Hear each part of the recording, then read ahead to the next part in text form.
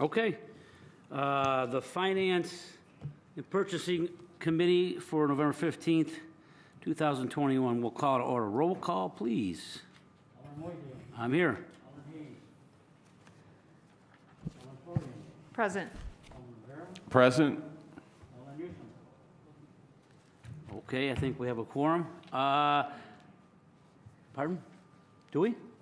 3 out of 5? We're good, right, Counselor? I'm just making sure.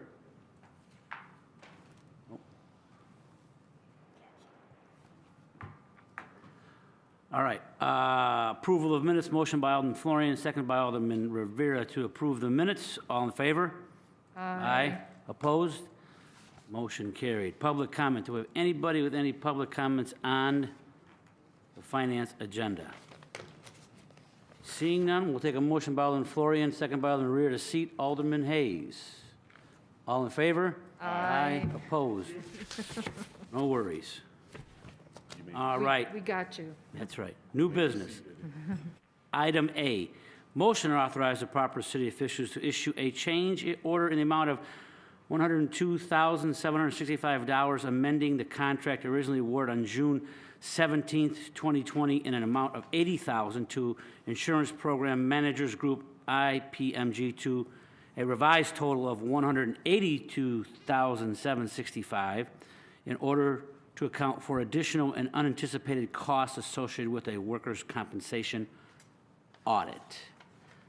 Motion by Alderman Rivera, second by Alderman Florian. Do we have any questions on this? None. If I see none, roll call, please. Alderman Rivera. Aye. Alderman Florian. Aye. Alderman Hayes. Aye. Alderman Moiseo. Aye. Thank you. Item B, motion to authorize the proper city officials to approve a change order with the United Way in the amount of $15,533.10, increasing the contract amount from $20,000 to a not-to-exceed amount of $40,000. Motion by Alderman Rivera, second by Alderman Hayes. Do we have any questions on this? No questions, but I just want to point out, I believe this is CBDG money, correct? It is. Okay, I just want, for the sake of the public, for them to know this isn't the city paying United Way necessarily, it's through CBDG. Good point, Alderman. Roll call, please. Alderman Florian. Aye. Alderman Hayes. Aye. Alderman Moiseo. Aye. Alderman Rivera. Aye. Thank you. Item C, ordinance approving an appropriation transfer relative to the annual appropriation adopted for the May 1st, 2020 to April 30th, 2021 fiscal year. Motion by Alderman Florian, second by Alderman Hayes. Any questions on that? That's a roll call. Alderman Moiseo. Aye. Alderman Hayes. Aye. Alderman Florian. Aye. Alderman Rivera. Aye. Thank you very much. Do we want to go right to the tax levy discussion first, or do we want to go through all the reports first? Your pleasure, Alderman. Does it matter? I don't Doesn't think it- matter. I think we should, Okay. I mean, do we need to go over the reports, or can we just look at that ourselves? And I have some questions Oh. about the quarterly grant report. okay, why don't we do that? If anybody has any questions, let's do that. Alderman Florian, go ahead. Okay, so let me pull this up. I think some of the people I need answers from are not here, unfortunately, but maybe someone else can Okay. answer for them. Sure. We'll see. I'm pulling it up right now on my screen here, sorry. The first question is about this abandoned residential property grant that I know is in court, we're hearing, for, whatever reason. I don't know. Stu, can you enlighten us about that a little bit? Yeah. So a significant amount of the grant funds that the city used for property maintenance, demolition of abandoned properties, came from a fund that was created by law by the state of Illinois that was funded by a, it was, I don't know if they referred to it as a tax or a fee that was charged to certain on certain mortgage transactions, and that fee was found to be unconstitutional by I cannot recall if it was an appellate court or the Illinois Supreme Court. And so the state agency that administers that grant advised that it expected that revenue source to basically completely evaporate, and it would not be funding further grants into, I believe it was Q4 of this year. This was something that was not expected.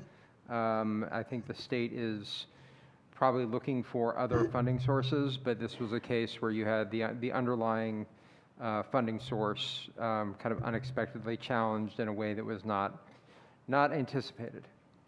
So we can't use the money that we still had on, didn't we have some money from the grant previously on hand, so to speak? I don't know what you call that. I'm not aware of whether that was something that was that the former building commissioner had kind of administered, and he had mentioned to me about this issue, but I did not realize. Yeah, we discussed it in more of a prospective, rather than whether there were funds that could actually be spent.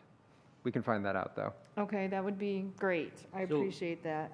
It sounds like it was nothing that we did wrong. The state was challenged in court and Right. basically I law. get that, but I'm just making sure I understand it. No, it was not a Waukegan-specific issue, and it had actually nothing to do with the way that we spent the funds. It was literally the funding source for this was declared to be unconstitutional. Okay. Thank you, Stu. okay, thank you for that, and I'll look forward to hearing what the status of that is. If you go down on the list a little further, there's a IDOT Grand Avenue Mathon Bridge Phase 3, and if you go over to the right in the description, it says that we approved an amendment on 6/19/17, which was before I was an alderman, and approved the contract on 12/18/17. The final payment request has not been sent to the city. This is 2021. Like, how long is it going to take to get a bill on this? Was this IDOT? You said, Alderman, what, do you know what page that's on? It's on the front page. It is IDOT, Grand Avenue Mathon Bridge via FHWA, whatever Hold on. that is. IDOT project BHM, blah, blah, blah. Is that the Grand Avenue Bridge? That's what it says, Grand Avenue Mathon Bridge. I can maybe give you a little history, not that I know anything more than you would, except for the history of this. We redid that bridge, and then we got a bill like 3 years later from the state. I can't remember what the whole thing was, but it sat on somebody's desk at the state. They came to us, and then it screwed up a lot of things in the city as far as budgetary and finances go, and this may be an extenuation of that. I don't know, Alderman, we need to find out, though, for sure, Well, it because says the grant is still open, so I mean, it's been open, obviously, since 2017, well, late 2017, but, anyway. that sounds like it's connected somehow to the problems we had before, where the bill was, the state was very late in sending us a bill, very late, like years late, for some odd reason. I don't know if it's connected or not. That's just the only thing that would jog my memory, but we definitely need to look into it, yes. Okay, thank you. And then on page 2, I have a question about the tree grant. I'm curious, I know Mr. Garland, I don't think is in the room here, but I'd like to know how many trees we have left and where they plan on putting them, because I don't think I ended up getting any in my ward at all, and I'm just curious of where they actually ended up going and what's left, where we're at. And then if you scroll down, let me see if I can find this next one. I don't remember. Tobacco. I should have put page numbers, I apologize. There's a grant for, it's fire prevention and safety, I believe, or smoke detectors. And anyway, it says that the grant was received on 2/16/21. Oh, here it is. Assistance to Firefighters Grant through FEMA. So it's been sitting since then, and we still haven't spent the money. So I'm curious what the next, like, we're just letting this money sit there. I don't know if we have only a certain amount of time to get rid of the money, or we should at least spend it on what we said we were going to spend it on, in my opinion. So anyway, I'd like more information on that. I know the chief is not here. So, and then there's another one that's called the green,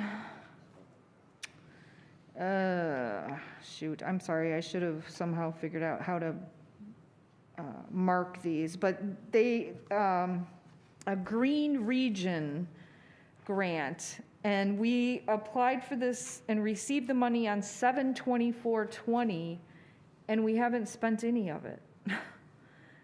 And that's going on a year and a half now. So I'm curious. That was applied for under the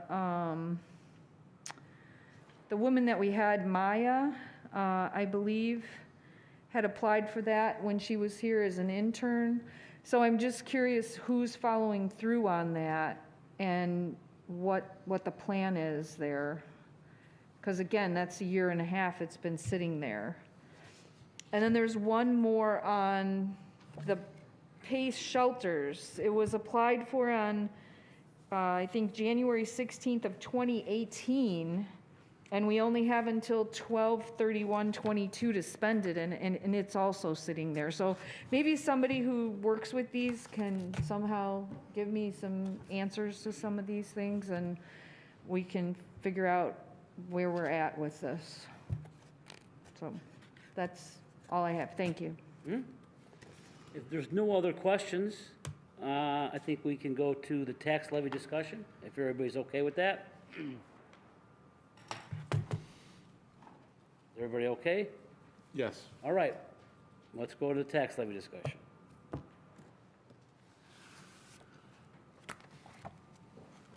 Okay, discussion on the 2021 tax levy, which is received in our fiscal year 2023.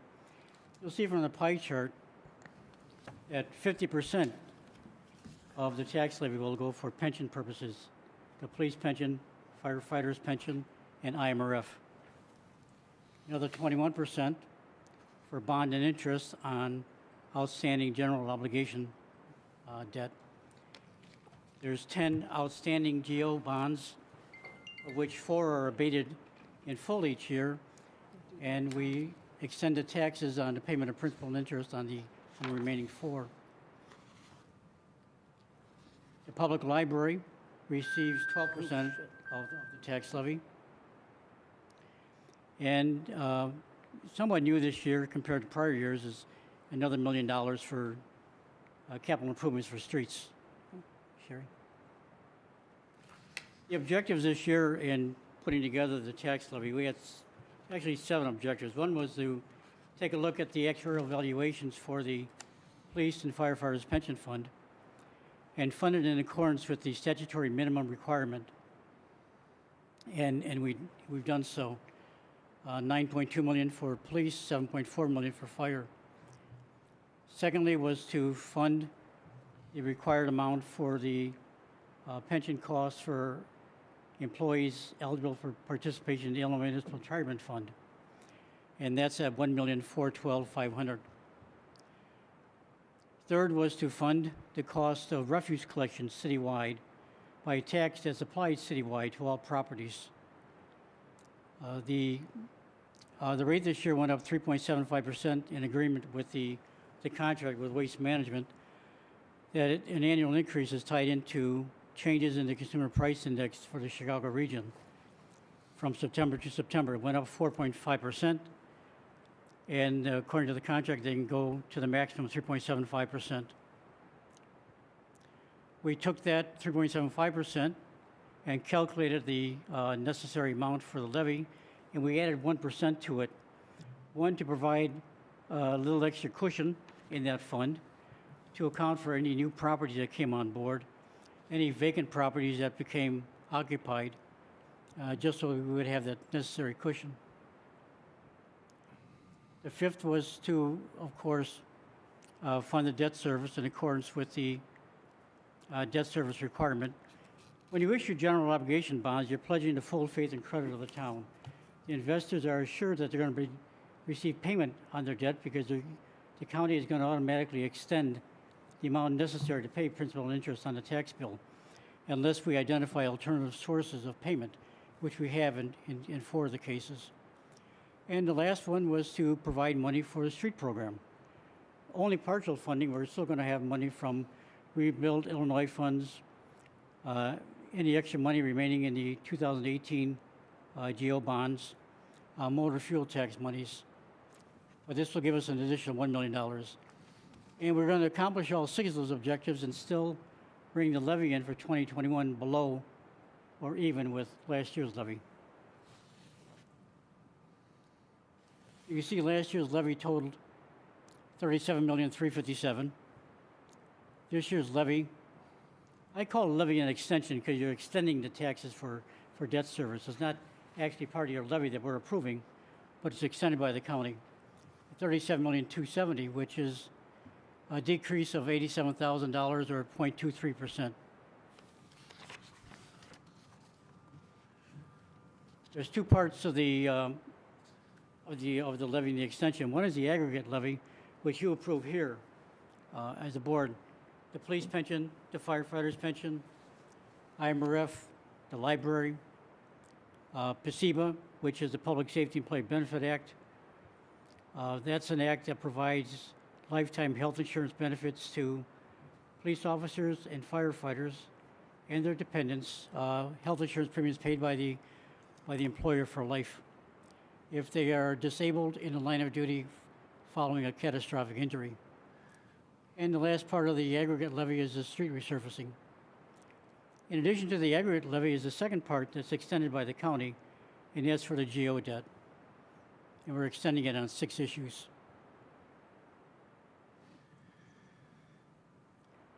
This is just a recitation basically of what's required by the Truth in Taxation Act. If we were to increase the aggregate levy by 105% of the prior year, we would be required to hold a public hearing. We are not increasing the aggregate levy by 105% of the prior year, so no public hearing is required this year. I apologize for the numbers; they're pretty hard to see, but basically it compares the 2021 levy to the prior year's levy. What's really noteworthy here is that the levy extension by the county for principal interest on the debt is going down $1.47 million. That allows us to fund the aggregate levy at an amount less than the 5%, but still increase the aggregate levy by the 1.3. The difference between those two, less for the debt, more on the aggregate levy. We're still coming in below last year's total extension. What's the reasoning for that, Don? Why is it, can you maybe explain the bond? What is the reasoning for it to go down? You can hold just a couple minutes. Yeah, sure. We're going to see a chart that shows that. This is just the same chart you saw in the beginning. Here's the fire pension levy. It's a significant part of our annual tax levy. You can see in 2021, $9.2 million for the police levy. In 2020, the levy the minimum requirement by statute was $9.6 million. We levied $9.1 million last year. The idea last year, I can only assume, was to bring the levy and the extension at no greater than the prior year. To do that, they reduced the police pension and the fire pension levy by $500,000 and made up that difference with the video gaming tax of $500,000 each. To bring the total amount for the statutory levy would be met by the levy and by video gaming tax. Video gaming tax in this case was not a supplement to the levy, but actually substituted for part of the levy.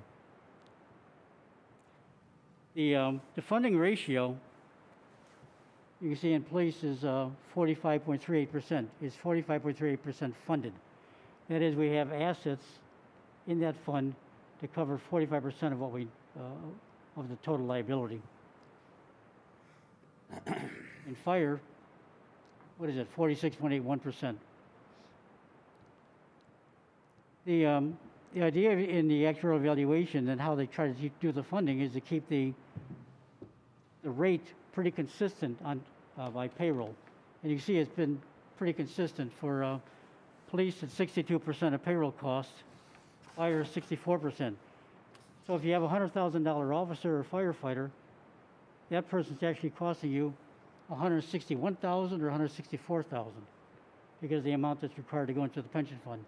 And that stays pretty consistent year after year around the 60% range. Okay. That's similarly the basis for the request for each of the aggregate levy amounts. The IMRF, how that was computed. Garbage collection for trash and leaves and recycling. PSCBA, the Public Act requires us to pay the health insurance premium.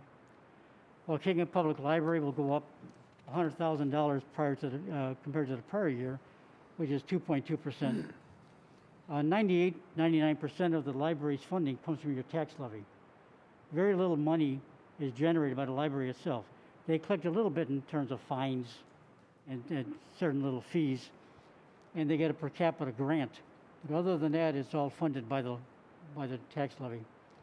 And the streets was $1 million we're able to put in there in the aggregate levy.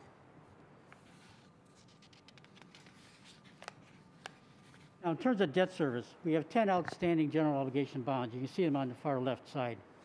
They total $12.7 million. We've identified home rule sales tax for 3 of those bonds in McGaw TIF district on the other, on another one of the GO bonds. $4.9 million is going to come from home rule sales tax in McGaw TIF to reduce that $12.7 million principal and interest down to $7.8 million. The county would automatically add 1% onto that levy to account for any uncollectible amounts, so that we collect enough to make sure that the investors are covered. So that's how we arrive at the $7.9 million for debt service. This chart shows the difference in the levy requirement from 21 to from 2020 to 2021 per bond issue, and when these bonds mature, when they're fully amortized, that's when they'll come off. When there'll no longer be any principal and interest to be paid, they'll come off the tax levy. You can see that there's $107 million GO debt at the end of at April of 2021. That'll fall down to $97 million at the end of 2022, in April 30th of 2022. 9.7% of the debt will be retired this year. In terms of its comparison to the EAV, to the value of our property, you can see it's 7.9% in 21 and 7.3% in 20. But 41% of that debt in 21 and 43% of that debt in fiscal year 22 is payable by TIF. It's self-supporting by TIF. So not all of that $107 million is payable by the taxpayer. It's $47 million will be paid by the TIF district. An additional sum of $20 million will be paid by home rule sales tax. So 63% of the GO debt outstanding will be paid by sources other than property taxes, which really lowers the amount when you compare it to the EAV. It's only 2.5% of EAV at the end of this year. And on a per capita basis, and I can't see that far.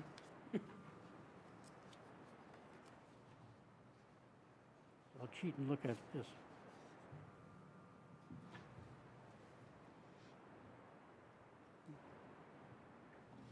Sherry, next one. Okay, this is how the debt service looks through retirement. The reason it went down so much this year, the series, 2017 B bonds were fully amortized. So the debt service went down from 9.3 million to 7.9 million. What you're going to see happening next year is going to go down $4 million next year.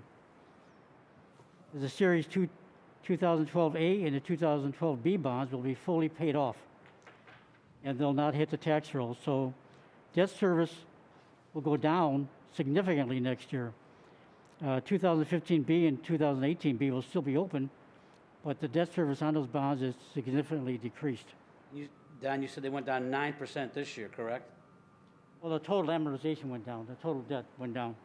It'll be even more next year. Even more now, yeah, because those come off the books, okay. The next chart is really eye-opening. In 2020, we had the $9 million that was required on your tax bill. Went down to 7.9 this year. Look where it drops next year. And it drops again the year after by another $1 million. Then it stays level for another 4 years until another bond drops off the list. And finally, by fiscal year or levy year 2032, you're completely out of debt. But real significant reductions for about 2 straight years. Isn't this just the general obligation debt, though? Yes, Isn't just the there general other obligation debt? debt. Yes. There's sewer bonds and... There's water and sewer bonds and there's parking bonds. Yes.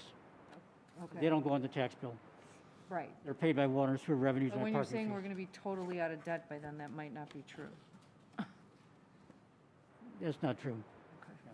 We'll be totally out of debt of GO bonds, but not the other bonds. Yeah. Now that really gives you food for thought for the next year in terms of next year's levy. You're going to have an additional $4 million if you're looking for a street program or other, and still keep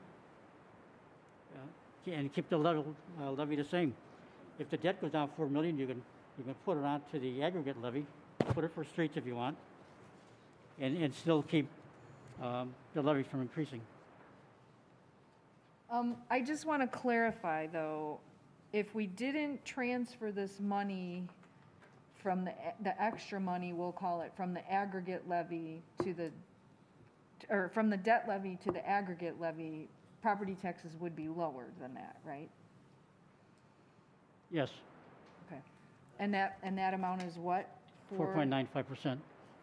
That magic 5%. Okay, thank you.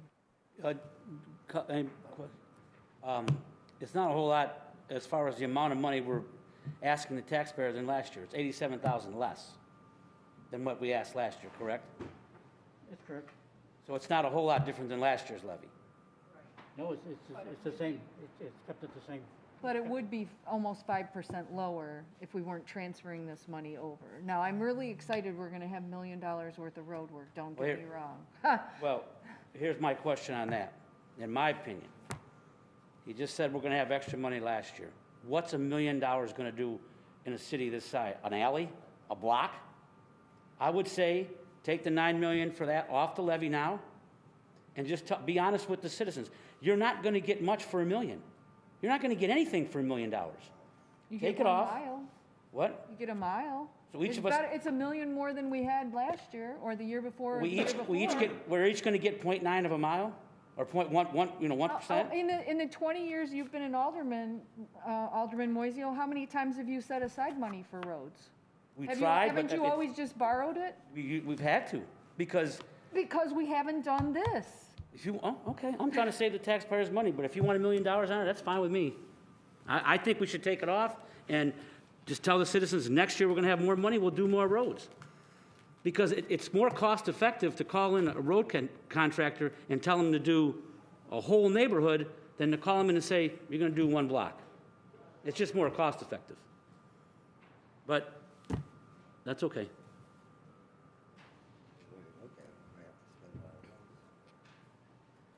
Any more questions? Okay. If there's, that's it. Motion by Alderman Hayes, second by Alderman Rivera to adjourn. All in favor? Aye. Aye. We're adjourned.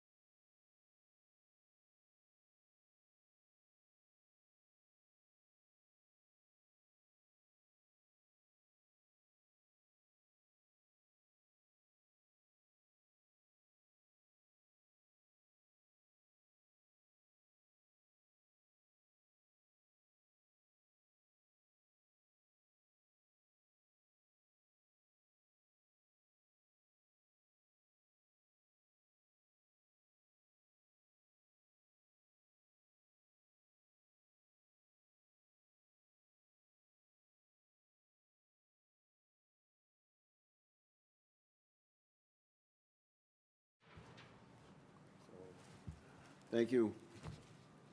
Ladies and gentlemen, it's time to call to order the meeting of the Waukegan City Council's Public Works and Infrastructure Committee. Time is 6:05 p.m. on, excuse me, November 15th. Have a roll call, please. Alderman Turner. Aye, here. Alderman Seager. Present. Alderman Bowden.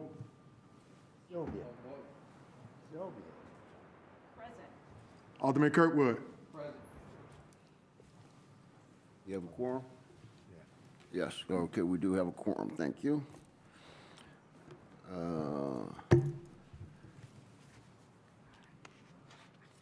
Public comment, is there any members of the public would like to make a statement before the committee and redress of grievances in accordance with our First Amendment civil right protected by the U.S. Constitution? No? Thank you. All right, approval of minutes. Is there a motion to approve the minutes from the November 1st meeting of the Public Works Infrastructure? Motion. Motion by Alderman Bolton. Second by Alderman Kirkwood. Alderman Seager, thank you. And all in favor, say aye. Aye. Thank you. I kind of got it out of order there. Approval of minutes and then audience time, but we're good. All right. I would like a motion to waive the competitive bidding requirements and approve a resolution authorizing the purchase of a street sweeper from EJ Equipment for an amount not to exceed $295,350. These funds will be charged to line item 307-130-726362. Your motion? Motion by Alderman Kirkwood. Alderman Seager makes the second. Thank you, gentlemen. Roll call, please. Alderman Turner. Aye. Alderman Seager. Aye. Alderman Bowden. Aye. Alderman Kirkwood. Thank you all very much for your attention and your votes. Item B, excuse me, I'd like a motion of the committee to waive the competitive bidding requirements and approve a resolution authorizing the purchase of a base loader from EJ Equipment for a not-to-exceed amount of $113,401. Those funds to be charged to line item 307-1307-2632. And, you know, before we take the vote on this, I just want to talk a little bit about it. I think we mentioned previously, and Mr. Garland, correct me if I'm wrong, these funds are coming out of monies that were left over from a bond issued back in 2018. Part of those monies went to the police department, and there's residuals left over that we're using to purchase this equipment now. We've got to spend that money. Did I capture that correctly? Correct. All right, thank you. Also, this base loader, think of it, this is going to go on the rear of the next line item that we're going to focus on is the truck. So we're going to buy a truck that has or a truck bed. It's got the truck and no bed in back. This is going to go on the back of that truck. And it's called a base loader, right? So it's basically a dump truck. Okay? The base loader is what we call a lightning loader. Lightning loader, thank you. And what it does is... I'm sorry, can it you goes speak in the around- mic? We can't hardly hear you. Oh. And what it does is it goes around and it picks up the brush. So that's what the base loader is. Yeah. The next truck is what we describe as a stack truck. It goes into our traffic department, but it's used for various different things. It has a back bed on it, and it has a ramp that comes down so that you can load items up on it, equipment, if you're moving items, cones, barricades, et cetera, et cetera. Yeah. So So you got those the are two. the items that we're going to be getting. Thanks for the correction, sir. All right, so motion, requesting a motion of the committee, again, to waive the competitive bidding requirements and approve the resolution authorizing the purchase of a base loader from EJ Equipment for a not-to-exceed amount of $113,401. Those funds, again, to be charged to line item 1307-26362. Is there a motion? A motion. Motion by Alderman Bolton. Second by Alderman Seager. Roll call, please. Alderman Turner. Aye. Alderman Seager. Aye. Alderman Bolton. Aye. Alderman Kirkwood. Thank you all. Item C, motion to waive the competitive bidding requirements and approve the resolution authorizing the purchase of an F-350 truck from Curry Commercial Center for an amount not to exceed $60,682. These funds again to be charged to line item 307-1307-26362. Your motion or questions? I motion to move. Motion by Alderman Bolton. Thank you, ma'am. Second by Alderman Kirkwood. Thank you, sir. Roll call, please. Alderman Turner. Aye. Alderman Seager. Aye. Alderman Bolton. Aye. Alderman Kirkwood. Motion passed. Thank you all. Item 4, reports and communications. There are none. Request a motion to adjourn the meeting at, is it 6:10 p.m.? Yes, sir.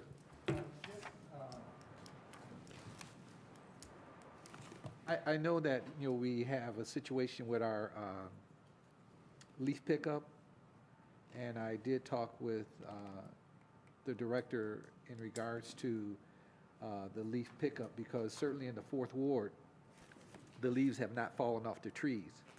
Yeah. And I'm sure that's happening in other wards, and so the director had another plan, because I know that the dollars are not really available to extend Right. the contract, but I'm sure in the other wards throughout, the city, we have some of the same issues. And if those leaves get into the sewer system, it clogs it up. Right. So, I don't know how long it's gonna take for the leaves to fall off the trees, because they're still, even with the rain and the light snow, many didn't come off Right. this past weekend. So that's a concern that I have, not only in the 4th Ward, but throughout the city, and we don't really have the trucks to cover everything. I know we said you got a couple trucks, but there's something that we need to think about in the future. And doing a couple things where we don't pick up the leaves as early as we did this time, because the leaves didn't fall off the trees. Right. And then also purchase some different trucks, so that because it's gonna cost over $100,000 to try to get our disposal company to try to add on to that, where we can buy additional equipment to handle it ourselves if we run into that problem. I think that we need to, as we prepare the budget for next year, look at that situation so that we're ahead of it instead of getting behind it. Yeah, I agree, absolutely. So, and you are spot on, sir. This is a problem across the city. Obviously, it's a force of Mother Nature. The leaves are still on the trees in many regards, and the contract for advanced or waste management now, who took the contract from waste disposal, waste management took it from advanced disposal. So there are a lot of leaves out on the curb line in accordance with our plan and our published schedule for leaf pickup. Obviously, that didn't happen. Waste management is going to continue to their commitment to that contract, although the schedule has passed, but they weren't able to get all of those leaves. So they'll be making runs throughout the city, and we are working up an alternative plan or an enhanced plan to aid in that effort if and as needed. But there's a plan in place that's going to be, we're going to make an effort. The contractor is going to make an effort to come through all the wards, and where they are unable to meet that commitment, then we're working up a plan to address it. Okay. But you raise an excellent point, and this is why we look and plan ahead for these kinds of situations and any other thing that arises, and we bring in contracts to do the heavy lifting, but there's also a role, obviously, for the Public Works Department to serve, and under Mr. Garland's leadership, we are making those efforts to plan for the future. So, thank you. All right, And I'll thank keep you abreast as, the committee, and you particularly, if you like, as those plans come to, formulate, okay? All right, thank you very Thank much. you. All right, so, motion to adjourn. You adjourn? Did we do it adjourn? I didn't hear a motion. Okay, motion by Seeger, I'll second by Kirkwood. Thank you. Roll call. Roll call. Alderman Turner. Aye. Alderman Seager. Alderman Seager. Alderman Seager. Aye. Alderman Bowden. Aye. Alderman Kirkwood. Thank you all very much. Meeting is adjourned.